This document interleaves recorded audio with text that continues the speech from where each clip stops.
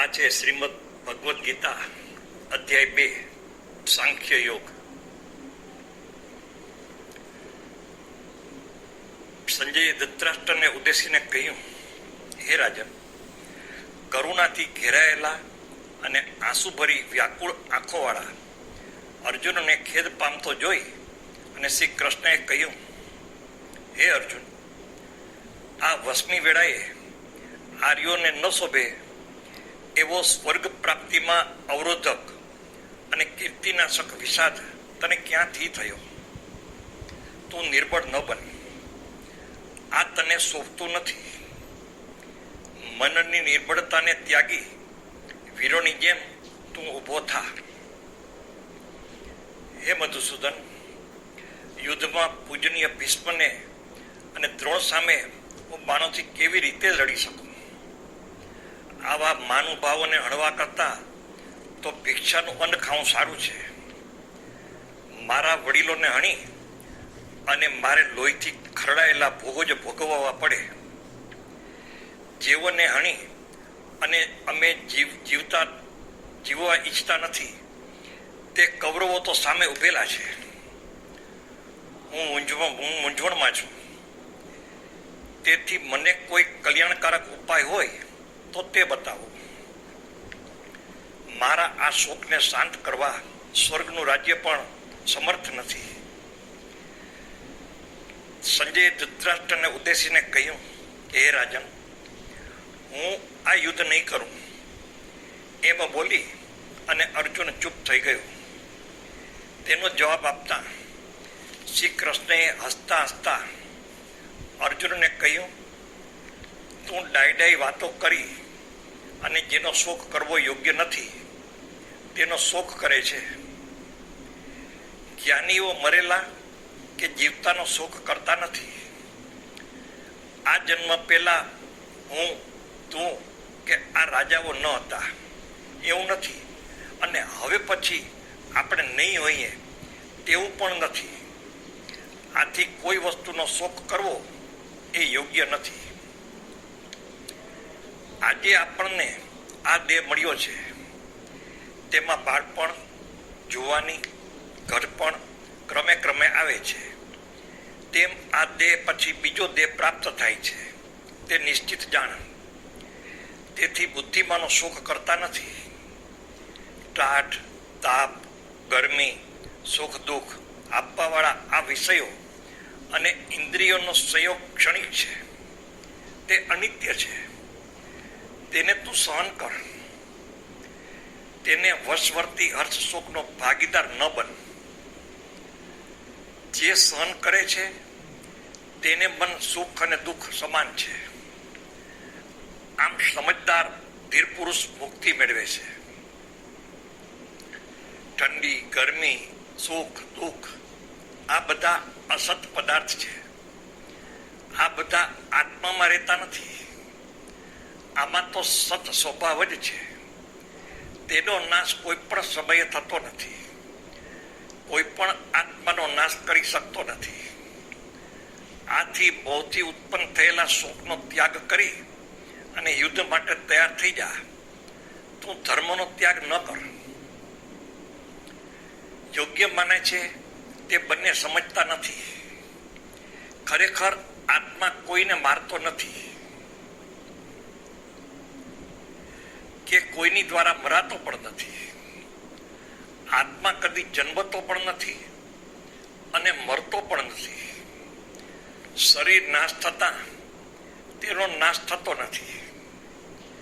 જેમ મનુષ્ય જૂના વસ્ત્રો ત્યજી દઈ અને નવા વસ્ત્રો ધારણ કરે છે, તેવી રીતે આત્મા એ જૂનો દેહ ત્યજી દઈ અને નવો દેહ ધારણ કરે છે. આ આત્માને શસ્ત્રો છેદી શકતા નથી, અગ્નિ બાળી શકતો નથી, પાણી ભીંજવી શકતું નથી કે વાયુ સૂકવી શકતો નથી. આમ આત્મા ન કાપી, ન બાળી, ન ભીંજવી, ન સૂકવી શકાય તે સ્થિતિવાળો છે. તે સર્વવ્યાપી છે, સ્થિર, અચલ અને સનાતન છે. ઇન્દ્રિયોથી તે જાણી શકાતો જ નથી. તે મનથી પર અને વિકાર રહિત છે. તેથી શોક કરવો એ યોગ્ય નથી. જો તું આત્માને જન્મનાર અને મરનાર માનતો હોય તો પણ તારે શોક કરવો ન જોઈએ. કેમ કે જે પ્રાણીઓ જન્મે છે તે મરે છે, જે મરશે તે પાછો જન્મશે. આત્મજ્ઞાનનો વિષય ગંભીર છે. કેટલાક તેને અલૌકિક હોવાને લીધે વિસ્મયથી જુએ છે. કોઈ આશ્ચર્ય રીતે કહે છે અને કોઈ આશ્ચર્ય રીતે સાંભળે છે.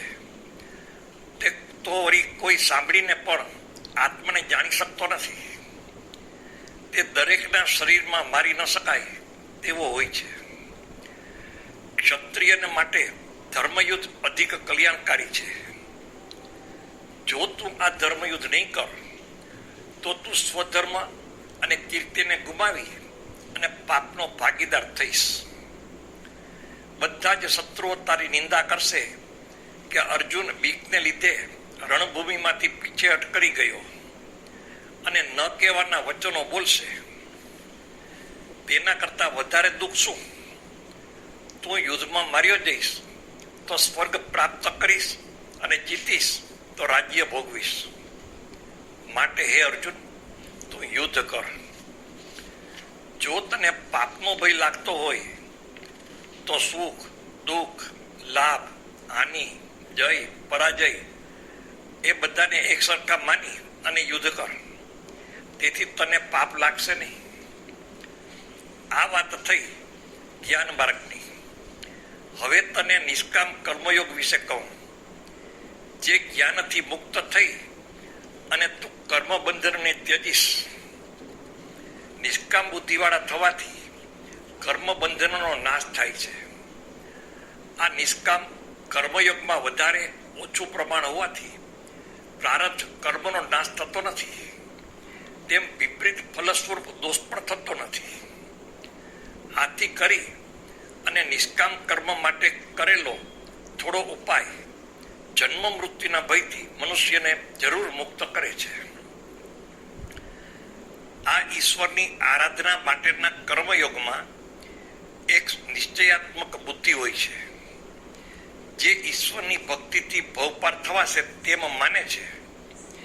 જ્યારે કામનાઓથી ભરેલા અજ્ઞાનીઓ કેવલ ફલશ્રુતિમાં પ્રીતિવાળા અને સ્વર્ગને જ સર્વોત્તમ માનનારા હોવાથી તેઓ કેવળ ભોગોને ઐશ્વર્ય તરફ દોરનારી, જન્મ તથા કર્મફળની સમજૂતી આપનારી અને ખાસ ક્રિયાઓ અને વિધિઓ દર્શાવતી વાણી બોલે છે.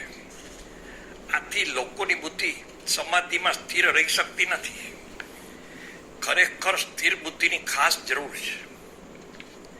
સુખ, દુઃખ, ઠંડી, ગરમી, રાગ, દ્વેષ આદિનો તું ત્યાગ કર. નિત્ય સત્વનો આશરો લે. સાંસારિક વસ્તુ પ્રાપ્ત કરવાને તેને રક્ષવા પ્રયત્ન ન કર, પણ હંમેશા આત્મપરાયણ થા. જે રીતે જળથી ભરેલ મોટા જળાશયથી કાર્ય થઈ શકે છે તે નાના સરખા જળાશયથી પણ થઈ શકે છે. તે જ પ્રમાણે વેદોમાં કહેલા કામ્ય કર્મોના જે ફળ છે તે બ્રહ્મમાં એકનિષ્ઠા રાખવાથી બ્રહ્મરૂપ બની અને આપોઆપ પ્રાપ્ત થાય છે. તને કેવળ કર્મ કરવાનો જ અધિકાર છે. બંધનમાં નાખનાર કર્મફળના અધિકારનો વિચાર તું ન કર. સિદ્ધિ અસિદ્ધિમાં સમાન થઈને કર્મ કર. આ મેં સમત્વ જ્ઞાનનો યોગ કહ્યો. આ સમત્વ રૂપ બુદ્ધિ યોગ વાળો મનુષ્ય આ લોકમાં પાપ પુણ્યને પરમેશ્વરની કૃપાથી દૂર રાખી શકે છે. આ સમત્વ રૂપ યોગ માટે ઉપાય કર. કૌશલ્યપૂર્ણ કર્મ કરવું એ યોગ છે. જ્યારે તારી બુદ્ધિ મોહ સંકટથી મુક્ત થશે ત્યારે ઐહિક અને પરલૌકિક ભોગોથી તું વિરક્ત થઈશ. અનેક પ્રકારના સિદ્ધાંતો સાંભળી અને વિભ્રમમાં પડેલી તારી બુદ્ધિ જ્યારે ઈશ્વરના સ્વરૂપમાં અચલ સ્થિર બની રહેશે ત્યારે તત્વજ્ઞાન રૂપ ફળને મેળવી શકીશ. ત્યારે અર્જુન બોલ્યો, હે કૃષ્ણ, સમાધિમાં રહેલા સ્થિતિ પ્રજ્ઞના કે સ્થિર બુદ્ધિવાળા મનુષ્યના લક્ષણ શું છે? તે કેમ બોલે છે, કેમ બેસે છે અને કેમ ચાલે છે? ત્યારે શ્રી કૃષ્ણ જવાબ આપ્યો, હે અર્જુન, જ્યારે મનુષ્ય મનમાં રહેલી સર્વ કામનાઓને ત્યજી દઈ અને આત્મા વડે આત્મામાં સંતોષ માને છે ત્યારે તેને સ્થિતિ પ્રજ્ઞ કહેવામાં આવે છે. જે દુઃખથી દુઃખી ને સુખથી સુખી થતો નથી, વળી તે રાગ, ભય તથા ક્રોધથી પર છે, તેને સ્થિતિ પ્રજ્ઞ કહેવામાં આવે છે. તે સર્વમાં આસક્તિ વગરનો અને સારી નરસી બાબતમાં હર્ષશોક પામતો નથી, તેની બુદ્ધિ સ્થિર છે. કાચબો જેમ પોતાના બધા અંગોને પોતાનામાં સમાવી લે છે, તેવી રીતે આ યોગી પુરુષ પોતાની ઇન્દ્રિયોના વિષયો પોતાનામાં સમાવી લે છે. હે અર્જુન, ઇન્દ્રિયોને કાબુમાં રાખવી ને વશ કરવી એ યોગી પુરુષો માટે સરળ છે, કેમ કે તેઓ મારામાં તન્મય રહે છે. ત્યારે બ્રહ્મનો સાક્ષાત્કાર થાય છે. અસંયમી મનુષ્યની બુદ્ધિને મન સ્થિર હોતા નથી, કેમ કે તેનું ચિત્ત ચંચળ ઇન્દ્રિયો હરી લે છે. માટે સાધકે ઇન્દ્રિયોને વશ કરી એકાગ્ર ચિત્ત થઈ મારામાં મન લગાવવું. જે મનુષ્યની ઇન્દ્રિયો કાબુમાં છે તેની બુદ્ધિ સ્થિર હોય છે. વારંવાર વિષયોની કામના કરતા મનુષ્યને તેઓમાં આસક્તિ થાય છે. આસક્તિથી કામના થાય છે, કામનાથી ક્રોધ થાય છે, ક્રોધથી મૂઢતા આવે છે અને મૂઢતાથી સ્મૃતિનો નાશ થાય છે. સ્મૃતિના નાશથી બુદ્ધિનો નાશ થાય છે અને બુદ્ધિના નાશથી મનુષ્ય સંપૂર્ણપણે નાશ પામે છે. પ્રસન્ન ચિત્તવાળા મનુષ્યની બુદ્ધિ જલ્દી સ્થિર થાય છે. અસંયમીની બુદ્ધિ સ્થિર થતી નથી, તે અશાંત રહે છે. જેને શાંતિ નથી તેને સુખ ક્યાંથી પ્રાપ્ત થાય? જેણે બધી બાજુથી ઇન્દ્રિયોના વિષયોનો નિગ્રહ કર્યો છે તેની બુદ્ધિ સ્થિર થાય છે. જે જ્ઞાન દશા બધા પ્રાણીઓની રાત્રિ છે તેમાં સંયમી જાગે છે, ને જે ભોગેચ્છામાં પ્રાણીઓ જાગે છે તે પરમાત્મામાં જોતા મુનિની રાત્રિ છે.